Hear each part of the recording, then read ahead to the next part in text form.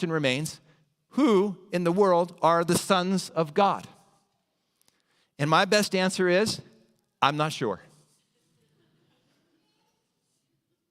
But let me quickly give you the 4 main options and a few thoughts about each of them, okay? So, option number 1 is that these are lesser gods within a pantheon of gods like we see in other ancient Near Eastern texts. That idea that maybe this is a borrowed scene from another ancient text. And in my mind, this option doesn't make sense because it doesn't fit with the theology that we're given in the rest of the Bible. However, the reason I share it is because I do think that these verses in Genesis 6 directly confront that narrative that was so common in the ancient world. Remember, Genesis is not the only ancient creation story. Genesis is not the only ancient story of a great flood, but it does present that story in a unique way that we believe, for all kinds of reasons, reveals to us the truth about who God is and what God has done throughout history for his purposes and his creation. More on that as we look at the other verses. That's option 1. Option 2 is that the sons of God is another way of referring to the Sethites, the sons of Seth, the descendants of Seth. This is a view, by the way, that John Calvin took and many other great Bible scholars. In this view, sons of God refers to the godly men of Seth's line who began to abuse the institution of marriage.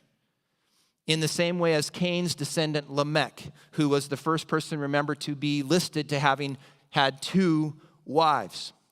Some would even argue that these verses are describing the merging of Seth's line with Cain's line, that the godly descendants of Seth began to marry inappropriately the ungodly descendants of Cain. The godly people beginning to marry the ungodly people, a theme that we see over and over and over in the Old Testament.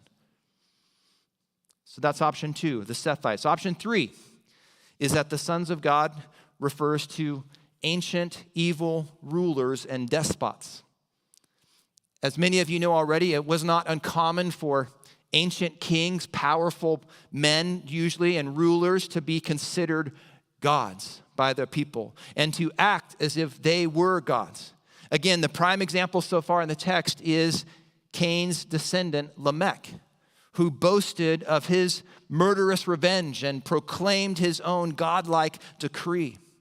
So in this view, the text would be pointing to the great injustices of the earth, that those with power, those great men who had power and considered themselves gods, were simply taking the women that they wanted as possessions and building their own great kingdoms.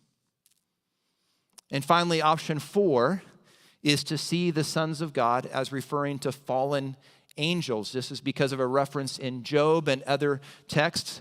Fallen angels, spiritual beings who were created by God for a heavenly purpose, but then rebelled against that heavenly purpose to pursue their own evil, ungodly purposes.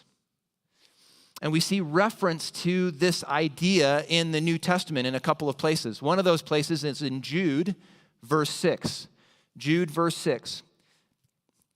Jude's writing about the judgment of God against rebellion. And in verse 6, Jude writes this: "And the angels who did not keep their positions of authority, but abandoned their own home, these he, God, has kept in darkness, bound with everlasting chains for judgment on that great day." So